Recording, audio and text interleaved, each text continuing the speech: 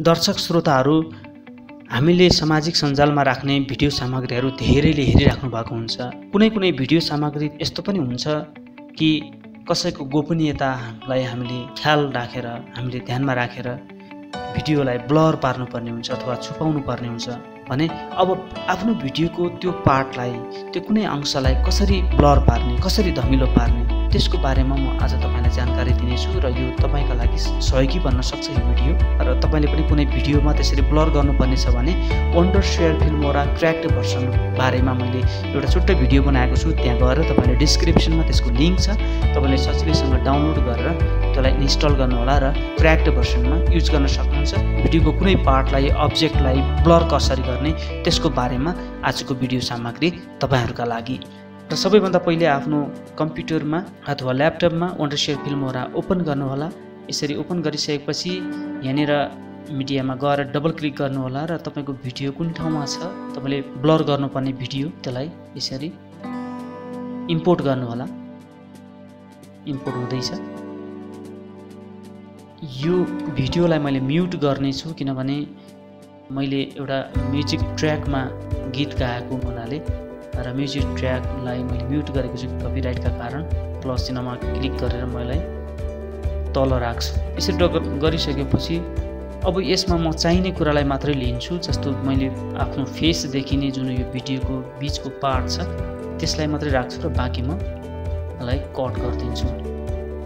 र दायाँ बायाँ दुईटै साइडमा म कट गरेर बीचको भाग जुन मेरो फेस देखिने अथवा मेरो फेसियल मुभमेन्ट देखिने पार्ट छ त्यसलाई मात्रै म राख्छु र यसलाई पनि कट गरेर दायाँ साइडको पनि यसलाई म डिलिट गरिदिन्छु।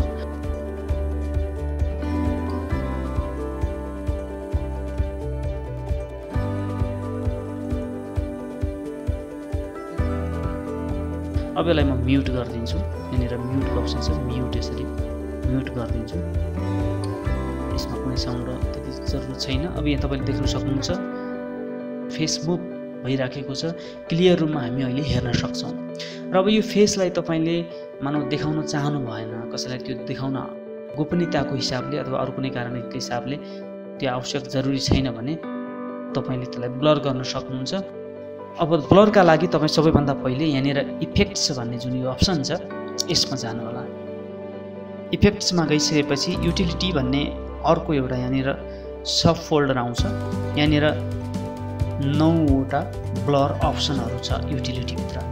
यसमा गएर तपाईले थरीथरीको ब्लर अप्सनहरु भेटाउन सक्नुहुन्छ र हाम्रा लागि अहिले अब जस्तो चलिरहेको भिडियोमा कुनै व्यक्तिले बोलेको व्यक्तिको फेस तपाईले ब्लर गर्ने हो भने अन्तिममा गएर फेस अप भन्ने एउटा अप्सन छ। योहरु पनि तपाईले हेर्दै गर्नु होला। विभिन्न यो अप्सनहरुलाई फेस अप भन्ने जुन यो अप्सन छ फेस अप, यसमा म क्लिक गर्छु। यहाँनिर फेस अप यो ध्यान दिनु होला।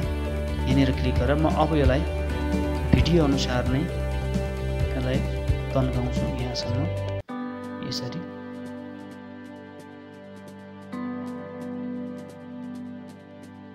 अब यसलाई प्ले गर्छु। अब प्ले गर्ने भने जतातिर फेसको मुभमेन्ट हुन्छ अथवा जतातिर फेस मुभ गर्छ त्यतैतिर यो ब्लर हुन्छ, फेससँगै ब्लर हुन्छ। अब यहाँ डबल क्लिक गरेर यहाँ थुप्रो इमोजीहरु छ। इमोजीहरुलाई तपाईले आफ्नो आवश्यकता अनुसार तपाईले राख्न सक्नुहुन्छ। यसरी इमोजीलाई तपाईले विभिन्न थरीथरीको इमोजीहरु छ, यसरी तपाईले राख्न सक्नुहुन्छ। अब यसरी तपाईले इमोजीहरु पनि राख्न सक्नुहुन्छ र खास गरी यो अप्सन चाहिँ राम्रो छ।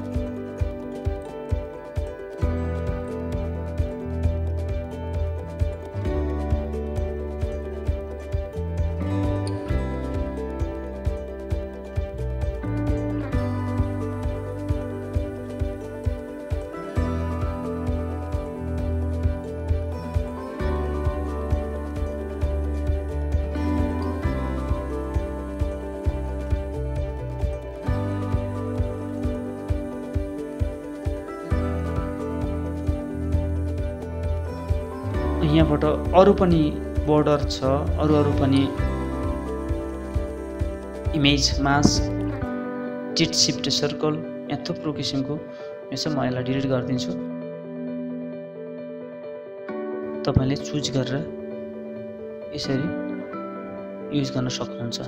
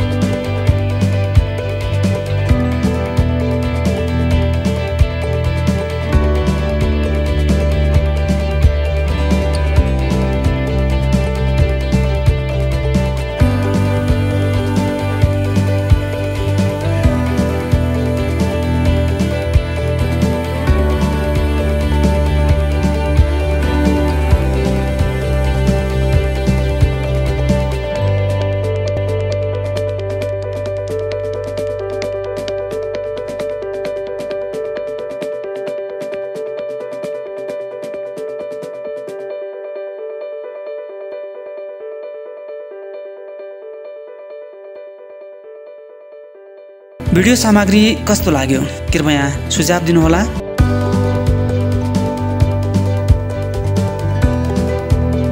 आगामी दिनमा तपाईहरुका लागि यस्तै भिडियो सामग्री फेरि पनि म लिएर आउने नै छु। तपाईहरुले सबैभन्दा पहिले जानकारी लिनका लागि फेसबुक पेज र युट्युब च्यानललाई लाइक र सब्स्क्राइब गरिदिनु होला। धन्यवाद।